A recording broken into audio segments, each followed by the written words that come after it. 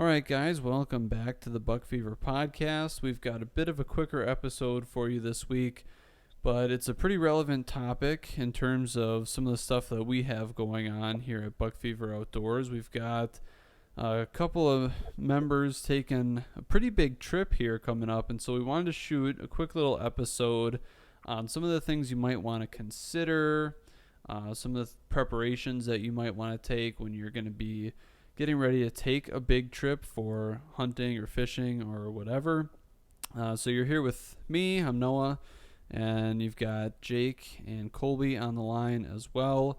So the guys that are going to be taking the trip are Kolbe and Eli. Eli's a bit under the weather this week. Hopefully he's going to be recovered in time to go on the trip. But Kolbe, if you want to just take us through a little bit what this trip is that you're going to be taking, what you guys are going to be doing, how long, that kind of stuff. Hey, fellas. Excited to go. We're going to Canada on a fishing trip, me and Eli, along with his dad and two of his dad's buddies. This is at least the fourth, if not the fifth time. I still can't figure out how many times it is, but let's say it's at least the fourth time I'm making this trip with Eli and his dad. And then some of the other guys have changed over the years, but we're going up to North Albany Lodge. It's on the Lake Pashkokogan and the Albany River system. All I can say is it's in Ontario, and it's really far up there, really far north. I don't know how else to describe it. 3+ hours north of Ignis. It's a 14-hour trip from my house, probably 12 and a half from where Eli lives. We're fishing mainly walleyes, but some bonus pike and stuff, but we're going up there. We're leaving Friday, gonna stay across the border and stay overnight in Canada Friday night, and then arrive at our lodge middle of the day Saturday in time to fish Saturday, and get a good basket of fish for dinner that night. And we're fishing all week, all the way through the following Friday. So really looking forward to this trip. It's one of those trips where you're literally out in the middle of nowhere, so no cell phone reception, no TV, just totally disconnected from the world. I have super enjoyed that on every trip that I've taken up there, that aspect of it alone. You got beautiful wilderness, fish that bite all the time. It's a great trip, so super looking forward to it. So actually sitting in my boat right now, here tonight, just getting some of the final preparations done and taking some time to shoot this podcast with you guys. So, yeah, dude, it sounds like it's going to be an awesome trip, and I know I'm going to be looking forward to hearing how it's going and hopefully getting some pictures whenever it is that you guys do come back into some cell service there. But so you guys are going to be driving, correct? Yeah, this is a drive all the way in trip. I don't think either of us have ever done a fly-in experience. So this is drive all the way too. But like I said, 14 hours away, it might as well be a fly-in because I think there's only 2 resorts on this whole body of water, and it's a huge river system that has some, lakes essentially that break off from it. So rarely do we ever see other boats while we're fishing, other than maybe the guys from our own group, because we tend to go in the same general areas so that, you can keep an eye on one another just in case somebody has boat trouble or something like that. Sure. Yeah, wow, that's going to be sweet. So, Jake, when you and I went to Nebraska, which was our big out-of-state trip, we drove there, obviously, and I know there was some preparations that we made as far as the actual vehicle itself, good old Big Red. Do you want to kind of take us through maybe some of the things that we did to make sure that our vessel was going to be ready to go for us? Well, we were in a little bit of a different boat there. Kobe's got a fairly new truck, and we were taking an '01 Chevy GMC with 260,000 on her. So, of course, an oil change was due. Make sure to have AAA under my name in case something were to happen. I think actually the brakes went out right before we left on the trip, if I do remember, and it wasn't for sure that they'd even be done in time. And so, I mean, she was pretty much brand new by the time we were ready to go, but obviously check your tires, all that good stuff. Make sure you got an extra quart of oil in my case, because my truck would burn it a lot. And I know, Colby, we were talking about it last week when you were doing a podcast that I don't know if you decide to pull your boat or not, but like jacks and all that stuff and wrenches for tires, that's always a good thing to have. Makes it a lot easier than trying to use a tire iron and whatnot. Yeah, for sure. Actually, I'm going to pull my boat. We got reports that the water was like at normal or above that. So I'm going to pull the boat up there. I've been fishing a lot less just with 3 young kids and just a lot of other, family and work obligations. So I haven't been getting out as much as I normally do. So I just figured, let's use it. I have it. It'll make things so nice up there, just being able to navigate a little bit faster, having the bigger boat for storage and gear and everything like that. So Yeah, so that's one thing to extrapolate on there a little bit. So the option was either you pull your own boat up there or you were going to rent one. Is that the deal, Colby? yeah, we've done it both ways. I actually pulled one of my boats, my previous boat that I had. I pulled that up there several years back. Last year we rented a boat, which it's just a standard what you would think a Canadian outpost would kind of have. It's a nice 14-foot aluminum one with a 30-horse motor on it, and that is totally fine. It's cool. It's kind of nostalgic fishing in something like that versus like a bigger fiberglass boat. And I enjoyed it, but the system of water on it, it really is just so big. Like we pretty much have to drive with that type of boat 35 to 40 minutes just to kind of get into some of the main sections of water that we really like to fish. And it can go much further than that. Like we can be driving for an hour plus straight just to get back to some spots in a little boat like that. So having the bigger boat will just be nice to get to some of these places quicker.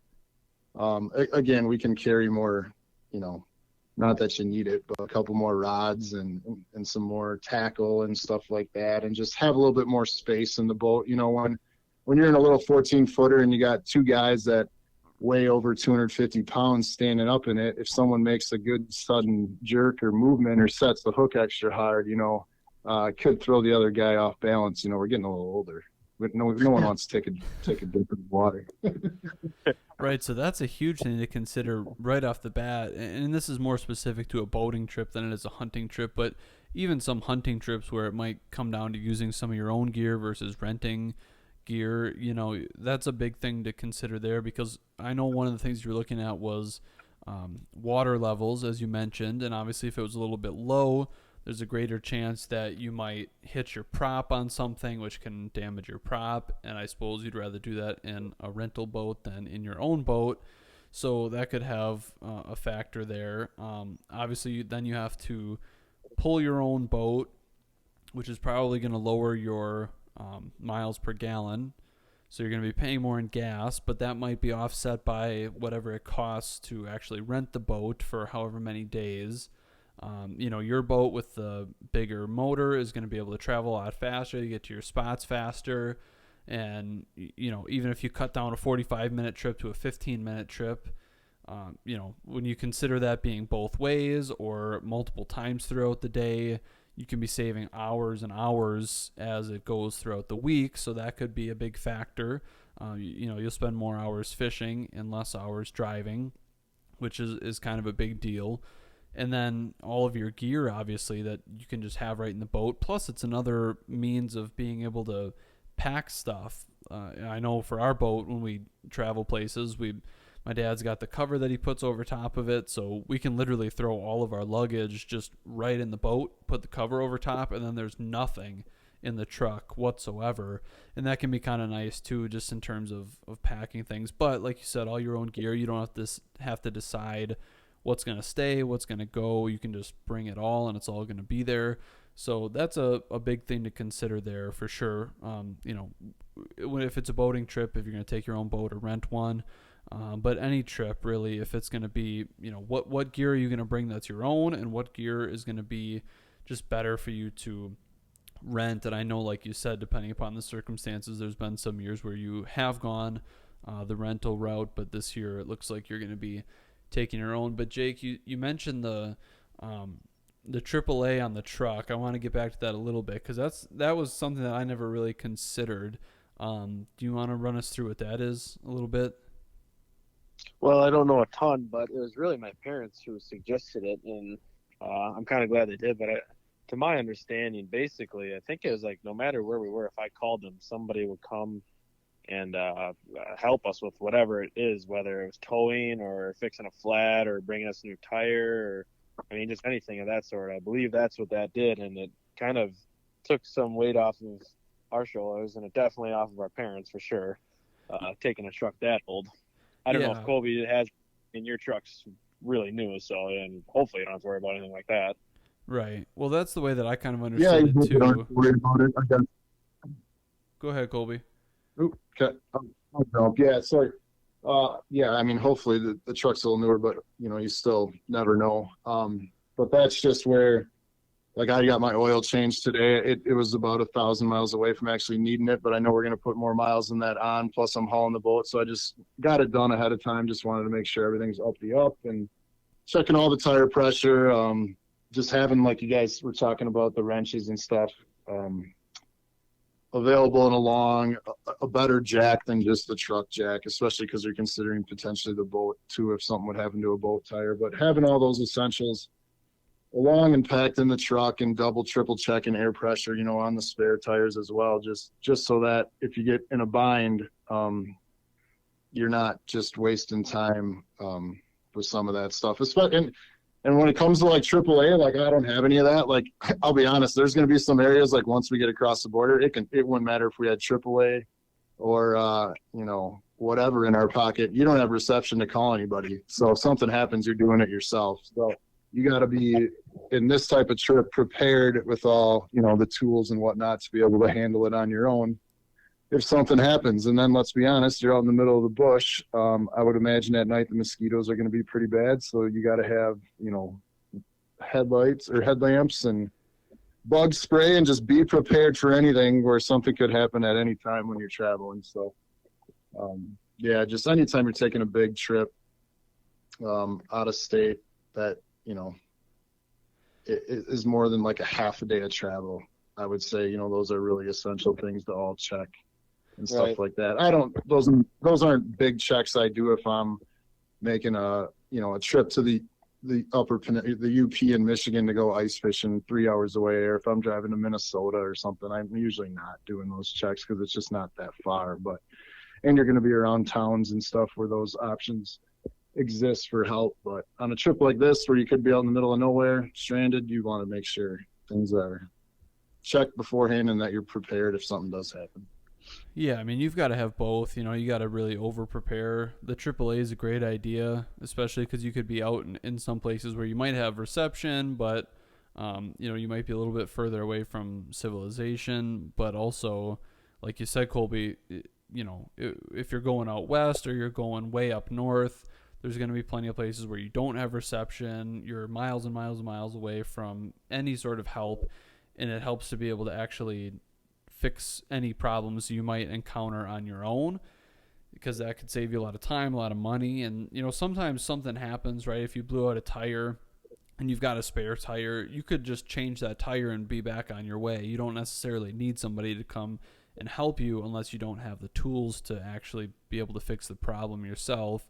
So having all that stuff, the goal would be that you pack a whole bunch of stuff that you never actually need, but at least you had it in case you did. Right. Because you just would rather be over-prepared than under-prepared, and then find yourself in a position that just ruins your trip.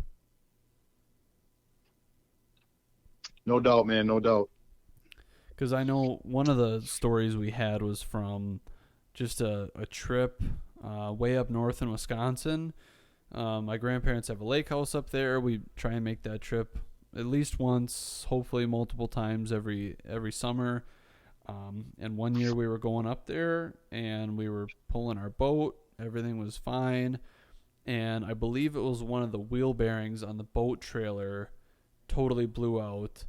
So then there we were, stranded on the highway. We didn't really have any way to fix it.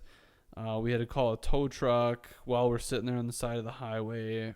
Then we had to watch as the tow truck picked the boat up onto the back of it, and it's wobbling back and forth right on the highway there, and it's my dad's prized Ranger. I don't know how he didn't have a heart attack watching that thing shake all over the place right on the side of the road there, trying to get it up. And so then it had to go in for the weekend and get fixed, and we had to pick it back up on our way through. But luckily my grandpa has a boat or two up there that we were able to use and salvage the weekend. But it definitely put a damper on things. It made the travel take a whole lot longer. We had to obviously pay to get all that stuff fixed and whatever. So, looking back on it, making sure even some of that stuff preventative maintenance wise on your boat trailer, you might think of it with your truck, but not your trailer, making sure that your wheel bearings are all good to go, that everything's good to go, just giving everything a once over, checking everything you can, doing any of the preventative maintenance that you can,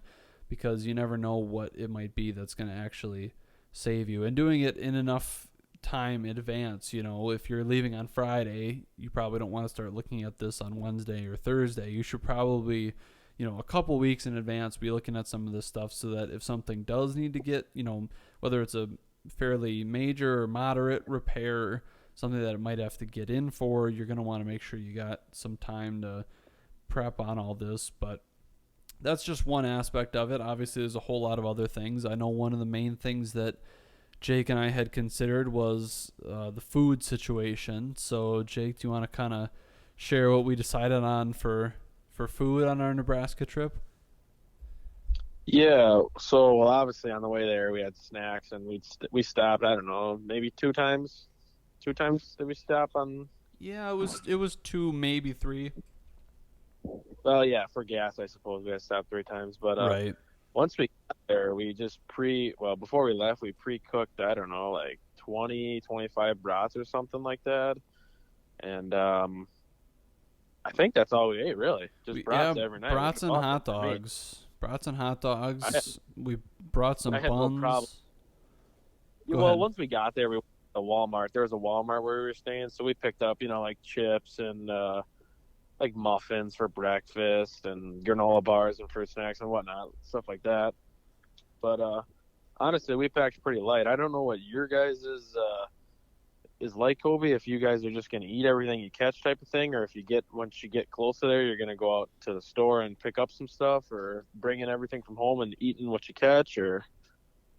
It's a little bit of everything. And I would do this and post it, but it might be too embarrassing. But I guarantee if I took a picture of the scale Friday morning before we leave, and then the scale when I get back the following Friday, I will be, let's just say, north of 5, maybe pushing 10 pounds heavier when I come back. Just about guaranteed. One of my favorite aspects about this whole trip, and any trip, I love like planning the food stuff and eating and whatnot. And I'll tell you what, we eat probably way too good for a week straight. We will eat fish fry like 5 out of the 7 nights. We don't even bring like extra things like in case we don't catch fish, because you will catch fish.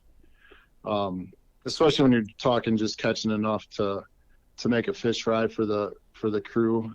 In Canada, there is like my license, I can only bring back 2 fish across the border. So you're not fishing like, for instance, like a Lake Erie where there's no possession limit and you're keeping your, limit of 6 every day for a week. And then you can bring back, basically as many fish as you caught per your daily limit. In Canada, you can either buy a conservation license, which allows you to bring 2 fish back, or a sport license, which allows you to bring 4 fish back. I just happen to get the conservation one. Just my freezers, I have enough fish from Lake Erie and ice fishing in the winter and continued to fish around here from Lake Winnebago. So, but anyway, we'll eat fish fry like 5 nights out of the week. The whole different gamut of different types of potatoes, whether we fry potatoes up, French fries, potato salad, stuff like that. Usually some type of vegetable. 2 of the other nights we'll do what we call a German night. So it's always like centered around like brats and hot dogs and sauerkraut and like fry out type food like that. And then I think we have like a pasta night where we do spaghetti and meatballs. But other than that, it's like all fish. And another thing I love about this trip is it's like not hardcore balls to the wall, like fishing for 10 hours a day. Like we'll wake up every morning, have some coffee, kind of chill out, wait for everybody else to get up. Like there's nobody's pushing anyone to like, hey, we got to get out there at the first crack of dawn. So we'll all have coffee. We'll have a usually a pretty solid breakfast every morning. And that, varies from bacon to venison bacon to scrambled eggs, toast, venison patties, all kinds of stuff. But it's usually a pretty big type of breakfast. And then for lunch, we're usually just packing sandwiches and we're eating out on the boat as we go. A lot of times it's leftover fish all smashed up with like the leftover tartar sauce, and it makes kind of this like fish cake sandwich, I guess. Throw a piece of cheese on there, maybe a little leftover coleslaw or something, and that's actually like one of my favorite sandwiches. And we'll have those on the boat. So yeah, it's a lot of fish. Throw in a cocktail or two for cocktail hour every night, and you can probably guess why a guy gains 8 to 10 pounds in a week. Yeah, holy cow. It sounds like you guys are going to be absolutely living the life, man. Yeah, it's a good time. I mean, it's such an awesome trip. Like, so it's so relaxed, right? There's no pressure. A great breakfast. You're fishing all day. You come in. We say you come in for happy hour or cocktail hour. So you're in by 4 or 5 o'clock in the afternoon. Enough time to usually sit down, have a cocktail quick. Then some people start cooking, and the other guys go, or maybe some people start prepping the food while the other guys go clean the fish. Come back. By then, most of the food, the main or the other, like the side stuff is already getting cooked, and the fish is ready to go right in the batter and then into the pan. And you eat a nice dinner, and then it's time to just hang out, relax, enjoy the evening. If you want to go back out fishing, you can, but a lot of times it's playing cards, it's shooting the breeze with each other. One of the guys comes up, plays the guitar, so he'll play the guitar and sing music, and that's just a great time. A lot of like bluegrass, country, classic rock type stuff, so that's just super chill and relaxing. Doesn't get dark till 10 o'clock at night, so you're looking outside, it's light out, you can sit on the porch, on the patio, or in the cabin. Yeah, man, I could go on and on, right? It's just I can't wait. It's an awesome week. Yeah, sounds like the dream, really. Right.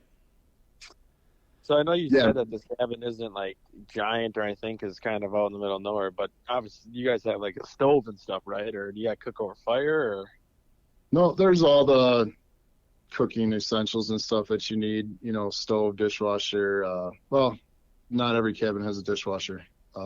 Usually that's one of us. That's the dishwasher. Refrigerator, I meant to say. But you have all that, and shower and bathroom and stuff in the cabin. But other than that, pretty basic, no TV. There's electricity and stuff like that. There is like a main shower house and kind of a cool, like old school sauna house where you got to like stoke the fire yourself.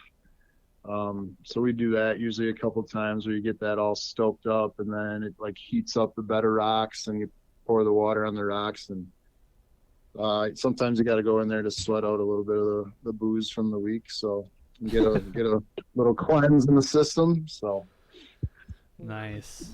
But it's all part of it. It's good. It's going to be interesting this time. I was just checking the weather today, and Sunday it's going to be pushing 90 degrees up there. We've never seen it like that hot. Jeez. That's cooking. This time of year, you're talking that north of Canada, you don't know if it's going to be 80. Like, we've never seen 90 before, but you don't know if it's going to be 80 or if it's going to be 40 degrees and potential snow yet. We've usually been pretty lucky and hit stuff anywhere in the 50s to 75. Very comfortable fishing weather. I love fishing in a sweatshirt and stuff like that. But this 90-degree day that'll be maybe a day we got to get moving a little early, because I'm not a huge fan of fishing in super hot weather like that. But yeah, well, there's like no escape. escape. Yeah, no escape, right? You're just out in the middle of taking the sun on you. But the rest of the week looks real solid, like in the mid 70s. So It's going to be what it's going to be. We'll fish in it regardless of what it's doing, whether it's 90 or it's snowing or it's nice. We'll be out fishing. So Yeah, I mean, I know there's been like some wildfires, and even here it's been really hot, really dry. There's been no rain in the past like 2 weeks or so, like literally no rain, and there's no rain coming. So I know it's gonna be getting pretty hot, pretty dry, but yeah, it sounds like it'll be still a good trip, and I suppose you'd rather have a little bit warmer than 30 and snowing to be out on the water. I know I would. So, but yeah, it sounds like it's going to be a good time, and I know you guys got some cameras going along with. I don't know what we're gonna have for footage, but if we got any, I think it'll make a pretty sweet video too. But so we've talked a little bit about food. Obviously, there's things to consider there, right? If you know you in your situation, you're gonna catch enough fish, you're gonna be able to feed yourselves. Obviously, if it's more of a hunting situation, you never really want to be banking on anything. You know, Jake and I weren't planning on shooting enough turkeys on like the first day to be able to feed ourselves for the rest of the trip. You know, so you gotta have some plans in place. You never really want to count on whatever you're going to be hunting or fishing for to be your total meals. So you got to have some sort of a backup plan. But for sure, anything you can get that's going to be fresh like that, you know, that there's almost no better meal than that. But we've covered the food a little bit. You know, the drinks can be yeah, can I pretty. jump in? Yeah. I just want to jump in. Like we've maybe hit on this on a time or so before, but you know, this is a unique situation where you kind of already, you know, like you're going to catch fish, but on trips where like, especially like hunting trips, things we've done in the past, it's always nice to come back and have stuff that's like pre-made. Like you guys pre-made your brats and stuff. Sometimes we've done that. Just something as simple as a frozen pizza, something that can like doesn't take a lot of prep work. Like, yeah, you'd love to come back and have this big, you know, juicy ribeye steak and all that, but like after a full day, like out in the woods, the last thing you want to do is like take 45 minutes to prep your meal and do all this meal prep stuff. So it's nice to maybe, you know, having stuff in a crock pot. We've done sloppy joes in a crock pot where we'll eat that for multiple days. The first guy that gets back and gets inside just flips it on, and then by the time you get all your gear you know, reassembled and you're back in the shack and maybe grabbing a shower, boom, the food's ready to eat. And there was no prep involved with it. You know, pizzas would be the same way. Go in, flip the oven on, and you can shoot pizzas in there quick. And it's not just like a ton of prep. Like in this fishing trip, when you know you're going to be in the afternoon, you know you got plenty of time for dinner. And that's part of the experience is everybody working together to build the nightly meal up. So kind of a different scenario between the two, but that's some of the things we like to do when we're out hunting. So Right, and making sure that you have enough sustenance that you're not just going to be like living off of granola bars or something. You know, you want to, because you're probably going to be burning quite a few calories, especially if you're hunting and you're, you know, let's say you're taking a trip out west and you're going to be hiking, putting many miles on, tons of elevation. Like you're going to be losing so many calories that you're going to need to be eating something substantial to kind of replace all those and keep your body going. So you want to make sure that you've got something like that. That's a good point. You don't want to be taking too much time either to try and get your meals going. As tired as you're going to be, you know, it could be an easy way out to knock down a couple of granola bars and call it good, but if you've got something like that that's already planned, that's going to actually get some calories back in your body that isn't going to take all that long, that's kind of the perfect sweet spot there. You know, that stuff I think a lot of people kind of get. Drinks is pretty self-explanatory. I mean, it's not expensive or difficult to go buy a case of bottled water or two, and you'll have plenty of water, whatever other beverages. But what are some of the other things, gear-wise or clothing-wise, shoes, whatever else? Like, what are some of the things that maybe people wouldn't necessarily think about, or maybe they would, but it's just like really important stuff that you want to make sure that you have straight. Like, it's all good to go. You're prepared. What are some of those things? just kind of going off of what I said before, like especially on this particular trip, but I feel like even on just any of them, like it's hard to trust the 10-day weather.com forecast. So you got to have stuff to be prepared for any type of weather you're going to get, whether that's going to be cold mornings. It doesn't matter that it's going to be 85 at 3 in the afternoon. What's it like at 8 a.m. when you first get out there? It's probably going to be pretty chilly. So, just being prepped and prepared to deal with different weather conditions, so having just a variety of clothing that way, whether it's long sleeves, sweatshirts, stuff like that. For me, when you're fishing this many days in a row and you're getting exposed to the sun that much, I like, no matter what the temperature is, staying in long sleeves. There's a lot of great clothing technology now. I wear a lot of hook stuff, but, there's all kinds of brands. But just that UV protected clothing to protect your skin from the sun. I mean, sunscreen's a huge deal. I remember one of these trips that I went up there, I freaking forgot my sunscreen. So and Eli rarely wears it. He just doesn't burn like I do. So he didn't bring any either, and my ears were so I was very, very sunburnt on that trip, and it was not a good thing to have your skin exposed to that much sun and not have any protection against it. So that's definitely, I already got a couple bottles of that sitting out, and I have a few bottles in the boat. So, rain gear, stuff like that, multiple pairs of shoes. If you do happen to be fishing and in the rain and something's soaked, you want other options. That's probably it on the clothing stuff. Gear wise, gloves, first aid kit, Band-Aids. You're going to get cut up by fish, especially if you're fishing that many days in a row. By the middle or end of the week, you're going to be dealing with all the little cuts on your hands. So I actually bought some like fishing type gloves this year to hopefully help protect against that a little bit. Extras of everything that you think's important. So right. Whether little equipment things in the boat, like you don't come up with one set of pliers or whatever. You got multiple. You got a couple headlamps in case something goes wrong at night. Extra kind of little terminal tackle items that you might need. For us, it's just a boatload of jigs and plastic is what we're going to be fishing with. But I do have some other fishing gear along, but it's relatively simple what we're doing. So, yeah. So, Jake, what was the number one clothing item on our trip to Nebraska? What was the most important thing? For me? Well, for both of us. There's one answer I'm thinking of. I don't know what you're going to say, but... Well, besides our hunting clothes, underwear for me. That's one of them. I could be going up north for 2 days with a washing machine. I'm bringing 3-4 pairs of underwear. I don't know why it is, but no matter where I go, I always have them. Right. What's the other one, though? It's along socks. Those lines. Yes. Yeah, I do. I pack a lot of socks, too. That's probably the most thing. I'll probably pack, double what I need. But, I don't know. I'm a guy, and my feet smell really bad after walking around, especially when we were out in the mountains. Well, not really mountains, but the ridges all day in Nebraska, and it was warm. So, yeah, Those are my two essential things. And I was going to jump in when you guys were done with that.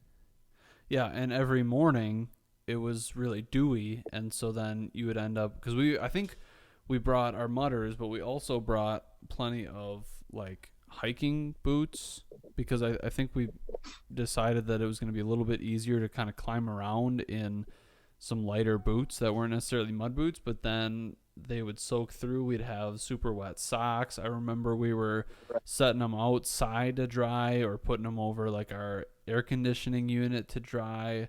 So socks are one of those things that if you get wet socks, you're screwed. You've got no hope. So you always got to make sure that you've got multiple pairs. Even like throughout the day, you got to bring a couple different pairs of socks, because if they get wet first thing in the morning, just having another pair in your backpack that you can throw on, that will literally change your day 100%. If you have to go the whole day in wet socks versus being able to put a dry pair on, that can literally save a trip right there. So That can save a pair of shoes from going rancid. yes, that too. Save your feet from It's some kind of a Debbie blisters. Downer It's what? when your feet get wet right away in the morning. It's just like it just ruins the day. Yeah. Yeah. Yeah, it's no good. And then And it can ruin that pair of shoes. If you sit in that same pair of boots all day long with that wet foot, that pair of boots 9 times out of 10 is screwed. It is just going to have a rant. You'll never be able to get that smell out of there. yeah, it's bad news all around. So that's one thing you always want to have, but that kind of leads me into another thing that I was thinking about. So when we go on a big trip, we're probably going to pack all of our gear. It's just going to be whatever we usually would bring. Like when we were turkey hunting, I think we pretty much packed all of our turkey hunting gear the same way that we would have packed it if we were just going an hour west, like we usually do on any given day in Wisconsin. But as far as our clothes goes, we were going to usually be bringing like suitcases or big duffel bags, things like that to pack it in. But one of the things that I would always recommend thinking about when it comes to packaging things is that you bring some smaller bags, because you're going to want to have bags that are going to work for just a day trip. You're going to be thinking like, yeah, I'll bring my suitcase and pack everything in it, but you also got to have some smaller bags so that when you're just going for a day trip, you can pack a bunch of stuff. But you can't just stuff your pockets with like 5 bottles of water and granola bars and an extra pair of socks and all your other gear. You got to have something to actually put that stuff in that's not a suitcase. But that could be one of those things that I could see you kind of overlooking if you weren't really thinking about it, and that could make a big difference too. Yeah, I kind of want to bounce off that. When I don't know, my parents have always done this. Like whenever we go on trips or just family vacations in general, they'll bring like a garbage bag and put all the dirty clothes in there, and you can separate your dirty from your cleans. And that way, when you get home, you don't got to sort through the whole thing. You just take your garbage bag, take that down, and do the wash that way, and your clean ones are still clean because they're not mixed in there with all the dirty ones. Right. Yeah, Colby. Yes. I'm the same way with that. Always a garbage bag to separate, and all the dirty clothes goes in like a garbage bag rather than shoving it back in your bag with your clean stuff. Right. And I suppose you guys will be fine like on the boat there. You probably won't have to worry too much about that sort of thing.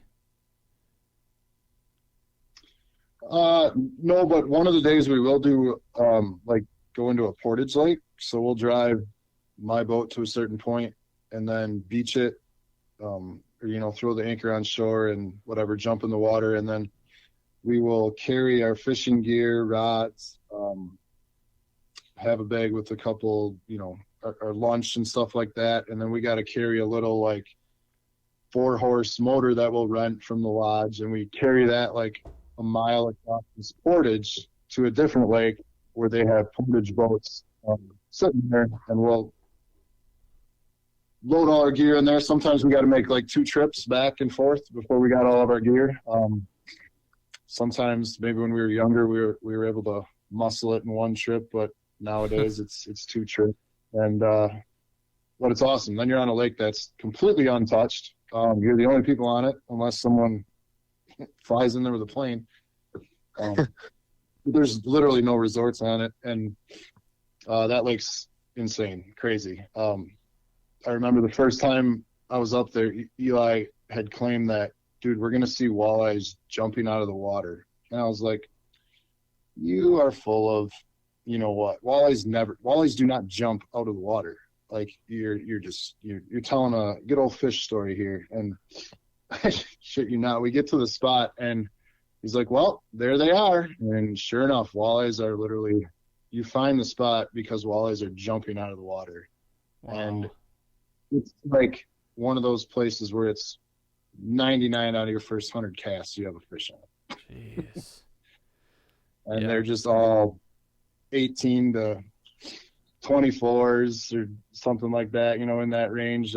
Actually, that lake is where I caught my 45-inch northern pike last year, which was a riot on walleye gear. I mean, insanely huge fish. That's a giant. Yeah. Part of the reason why it's still swimming around and why I didn't get it mounted is it would have had to somehow get across the port. It would have had to stay in our boat.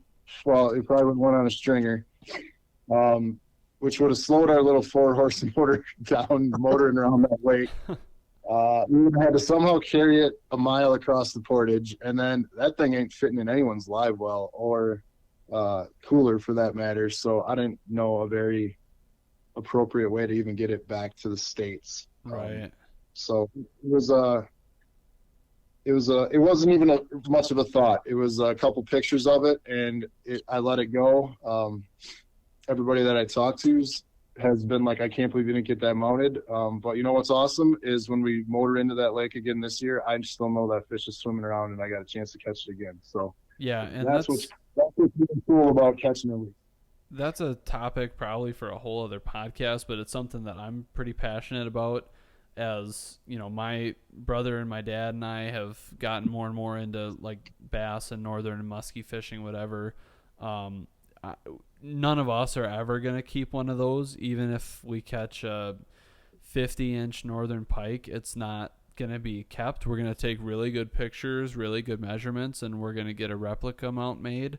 And it's going to go back in the lake for somebody else to catch someday and have a really awesome memory, or for us to be able to go back and know that it's still swimming in there.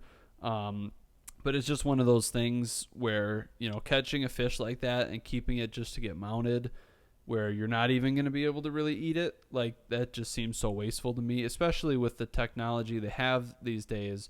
You know, I'm in the process of getting my sturgeon mounted right now, and it's all going to be completely a replica because, like the guy even said, it's going to turn out so much better if we do a replica. If you don't, you know, no matter how well you prepare it all, eventually those oils are going to start to seep through. The color's going to wear off. Like, there's not much you can really do, but a replica is going to look really, really good these days, and it's going to last forever.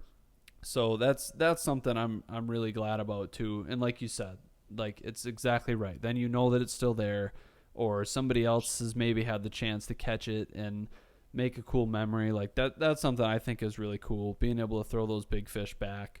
I know it's something people have even talked about, like with deer. You know, when you shoot a monster buck, you almost wish that you could also kind of catch it and release it a little bit so it could live to be hunted another day, you know. But obviously that's something you can't do. But with fish, for sure, that's something that I'm really passionate about.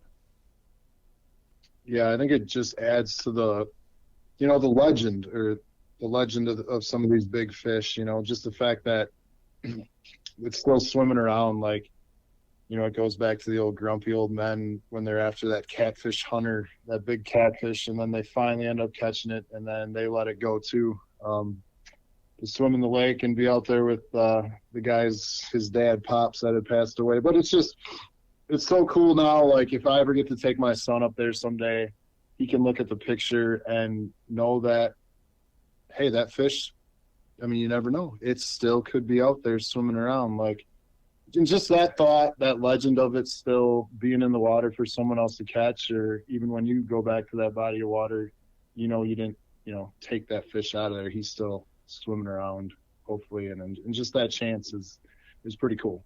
Yeah, it's awesome.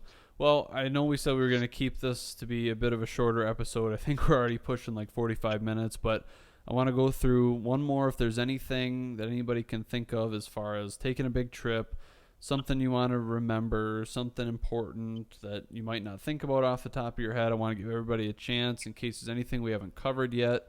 We'll start with Jake.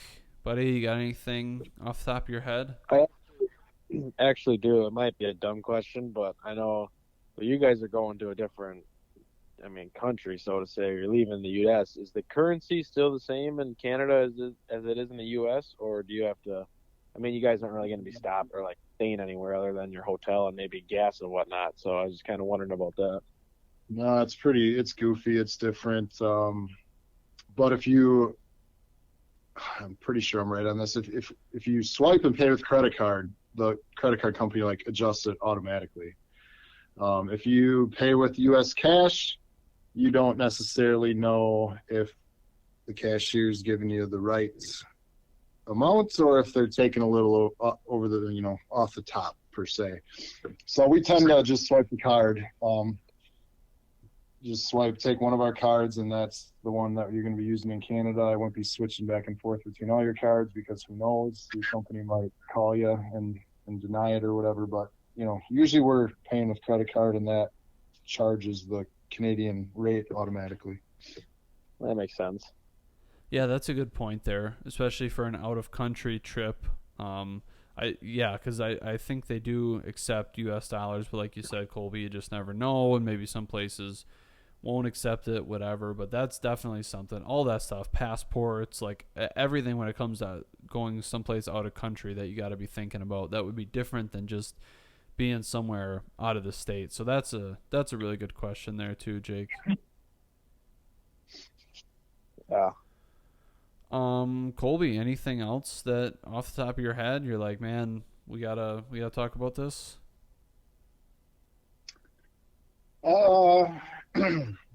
Nothing really off the top of my head. I just think anytime you go on any trip out of state or to any new experience, it's just take it all in, like enjoy the whole time, like enjoy the little towns you might stop at, or a unique place. We'll stop at a unique place where we always get breakfast on Saturday morning in Canada, and I enjoy all those aspects of the trip just as much as I do fishing. So it's just enjoy the whole journey of it, because time goes fast and you never know how many more you got in you of all these trips. So it's just taking everything in and just enjoy the ride no matter where you're going. Yeah, that's really good advice. And one thing I'll say to kind of wrap up my final thoughts is, as far as the preparation goes, there's so much information out there online, on social media.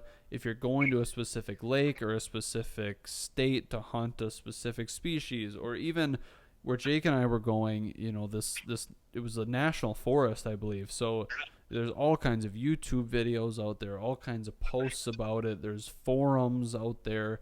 We did all kinds of research where we would just search, the place that we were going, and we would read different posts and watch different videos, and you can get all kinds of different stuff off of that based on where you're going specifically, where, maybe you're watching a YouTube video and somebody brings something along that you weren't thinking of, and you're like, oh man, yeah, that's a good idea, we definitely should have that. Or you're reading a forum and somebody's like, hey, just so you know, if you're going to be coming here, like, don't forget this, or this is something that you might not have known but you should be aware of before you make the trip. I wish I had known. There's so much out there on the internet now too with any of these places. Obviously some of the places like you might be talking about, Colby, could be so remote that there may not be much information out there, but I would say for the majority of places that you're going to, there's probably some stuff out there on the internet that somebody might have something who's done it before that could give you some sort of information to help you out.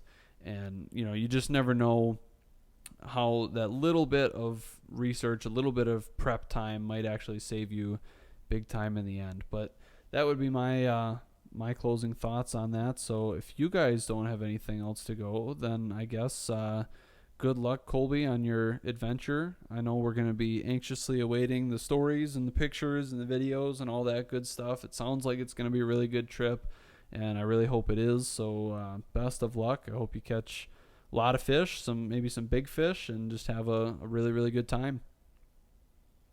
Thanks, man. Appreciate it.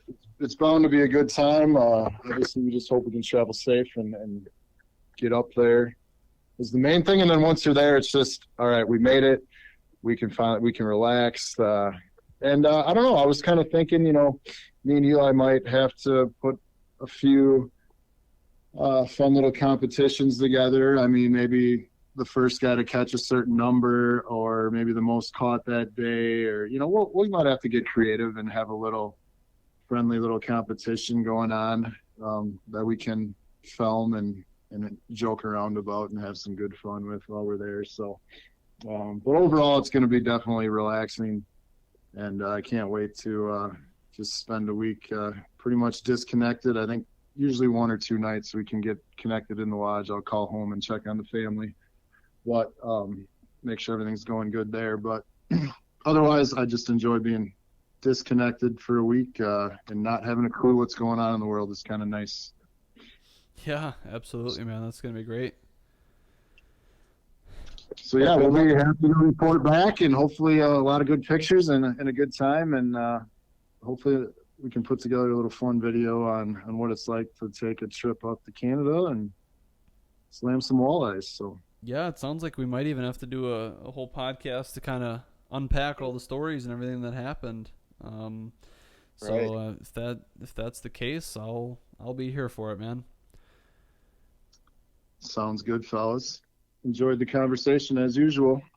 Yeah, thanks for coming on. Yeah, absolutely. Thank you guys for being here, and thank you everybody for listening. As always, you know where to find us. We're available pretty much everywhere that you can get your podcasts. And YouTube is where you're going to find the majority of our other content.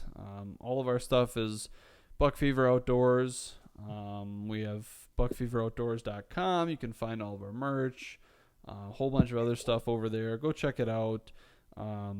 Subscribe to the channel, like the videos. You know the drill. And thank you guys so much for listening, and we'll see you guys next time.